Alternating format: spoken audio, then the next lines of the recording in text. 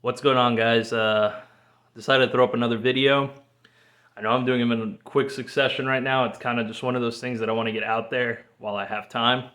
It's going to get real busy at work, so I'm trying to knock these out whenever I have a moment. Anyways, this is going to be my overview of my Crye AirLite and my Emdom Fanny pack. The reason why I put these two together is because I kind of use them in conjunction all the time.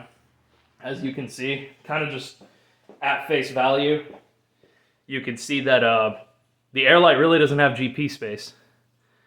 So the fanny pack acts as GP and like a sort of like quick bleed kit, sort of. It's kind of like my everything. It's an admin pouch, it's a GP, it's a land navigation fanny pack. So that's kind of, this setup, the fanny pack is kind of like the catch-all. And then the chest rig, the AirLite, is set up almost exclusively for magazines and ammo, and then whatever, I can stuff in the 10 speeds. So let's take a closer look. All right, so this is the Crye AirLite. Many of you guys are familiar with this chest rig. It kind of stands on its own in the market. It's an ultralight, kind of like part of that SPC generation of Crye offerings. Came out around the same time, and it's just ultralight, has that yoke that you can see there, that interesting looking corset. Almost like some people have joked around me like it's like a BDSM rig. But yeah, that yoke, it's definitely one of those very unique aspects about it, but it's also what makes the rig good.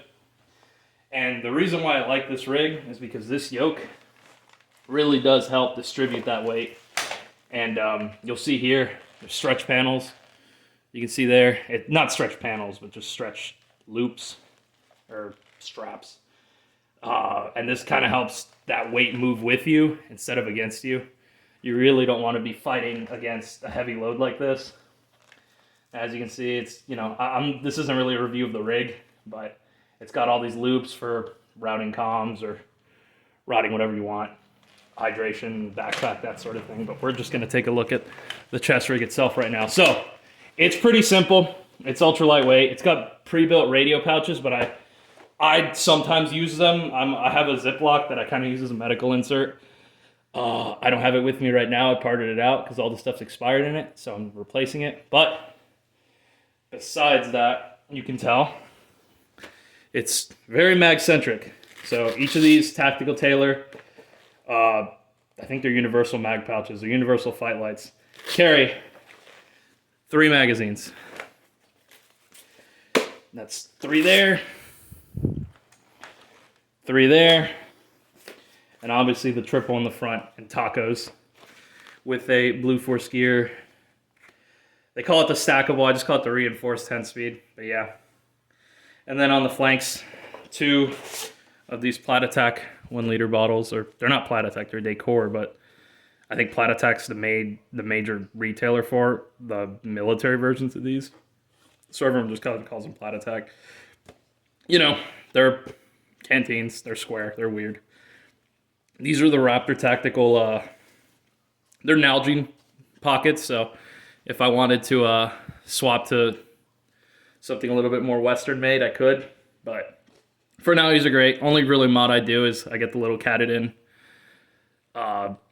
water purifying tablets and I just tape it to the top, because the idea being you're probably not going to, if you're getting water and you're out there for a while, you're probably not going to be getting purified water out there. You're going to have to make it clean yourself, so that's kind of the big kicker. But I got that. And then, yeah, it's pretty mirrored. So this rig is set up almost exclusively, or not exclusively, but I pretty much use it for those situations where I'm expecting to be wearing a pack for a very long period of time. And I'm expecting self-sufficiency for a while. And so that's why it's very magazine-centric. As you'll see, it's magazine-centric. That's my main thing. Unfortunately, mags weigh a lot. So the AirLite's kind of like my favorite carrier for 9 mags, or however much I want to plus up. It can be anywhere from 9, If I put mags here, goes up to 12, but not really, you know, nothing crazy here. And then I like to have it mirrored, so I keep 2 liters of water on here, and then 9 magazines, and I can kind of step off with just this chest rig as like a fighting load. And if I needed to, for whatever reason, you're in your little your little patrol base or your OP, you know, it's easy to just kind of like have this on you or have it close by, and you can grab that and go run, fight, do whatever, grab your pack and go. But that's really the chest rig. I mean, you know, if you wanted to call whatever the philosophy of use is for this thing, it really does boil down to, I'm wearing a heavy pack. I'm not going to be wearing a belt. And I just kind of I'm just kind of focused on, you know, getting information, getting data, taking notes. I might pull out, you know, a spotting scope or camera from my pack. And then, you know, once I'm in an OP, taking photos, this or that, or, you know, gathering information. And so I kind of just want to keep the chest rig focused on just like, hey, if you take contact, you're on your own. And so high amounts of ammo. And, you know, I could lower it if I wanted to. It's not like I have to have 3 mags in these pouches, but that's just kind of how I always keep it. Just water and ammo. It'll get you most of the way there. But let's take a look at the fanny pack now. All right, so the fanny pack, it's an Emdom. It's actually a really big fanny pack. It's got MOLLE on the back, so you can kind of get an idea of how big this thing is. It's got 3 pockets, 2 on the front, you know, major pocket, and then a small little pocket, and then it's got the zip pocket in the back. So we'll start in the back. I try to keep just a flat, like, insert in there. And all this is a Ziploc bag. It's got a lighter in there. It's got a marker, extra batteries, and then a small notebook with a golf pencil. And then all this is just like my note-taking gear, little, you know, stuff a lighter somewhere because it's waterproofed in here. So, yeah, and some batteries. Just simple stuff you might need, but it fits kind of flat. I try to lay it out in such a way to where the batteries kind of stick into the compartment more than stick backwards into me if I'm laying on top of it or if it's pressed against me because of the ruck. Moving on, main compartment. If I can get it open. I have an RMT in there, you know, tourniquet. I'm not sure whether I'm going to keep ranger banding it. I might just keep it loose in there so it's one less thing to worry about, or I might use like a lighter rubber band that'll just actually snap when I pull on it. But yeah, you know, you could never have too much tourniquets. You might be asking why I don't have more medical gear on the chest rig or in here, and it's because it would have gone in the insert in one of the radio pockets. Because I am not a big radio guy. I don't have that many people, so I don't worry too much about radios yet. Moving on, whistle, you know, self-explanatory, give commands, you know, break contact or initiate an ambush. Like I said, one of my other videos, if you don't want to do it while shooting for whatever reason. But yeah, signals, survival, that sort of thing. Next we have black diamond headlamp, you know, RGB and then white. I'm not really going to do a review on the headlamp. I've got some chem lights. These are old. Probably going to have to replace them. Another buzzsaw setup. You know, real popular. More water purification tablets because if you don't have those, you're going to die. A small whetstone. I'm a big knife nerd, unfortunately, so I try to keep as many ways to keep my knife at least serviceable as I can, you know, for whatever I want to do. Survival tasks or cutting tasks or, you know, the odd war crime. But yeah, no, not really. But yeah, I like to keep a whetstone. Dull knives are dangerous knives to the user because that's a pretty good way to cut yourself open, putting in too much effort. Little anti-fog with a little vortex microfiber on a ranger band.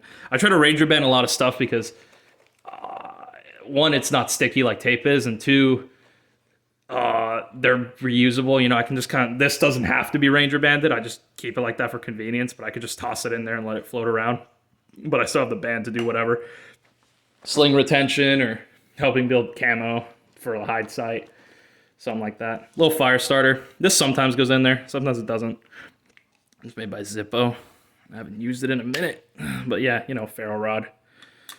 Just one of those little like, this might be a survival thing. This might not be. It just, you know, sometimes I'll take this hiking with me. a little emergency blanket. It's kind of rolled up. This is a gold foil one. It's silver on the other side. This is kind of why I don't have a VS17 panel. If I really needed to use signal, I would unfold this and open it up. I keep a VS17 panel inside of my pack, but this is just another method to signal if I needed to. Just, you know, it's shiny. And again, another Ranger band on it. What else is in here? It's a little tube of frog lube. I got this for free with a knife, and I'm like, yeah, I'll throw it in here. It doesn't hurt to have any more lubricant for, you know, knives or what have you. And that's it for the main compartment. If you look inside, it's got that little sub pocket. I just keep some of the smaller stuff in there. And last but not least, this small pocket here, I keep a compass. You know, most of you guys recognize this if you were in the Army or the military. You know, little Kamenga tritium ones. And then some Ranger beads for pace counting. Sometimes the protractor's in here, sometimes not. Right now it's not. It's in one of my other chest rigs. But for now, this stuff tends to stay tethered to here. I have 2 of these compasses, so I keep one in the fanny pack, and I keep one in one of my other chest rigs. But yeah, that's kind of the overview for the fanny pack. And like I said, it's not really like a medical fanny. A lot of guys like to run medical fanny packs, and it's not. This is not it. The closest is the tourniquet, and again, this is just one of those, like, if I can carry a tourniquet, why not? Just throw it on there.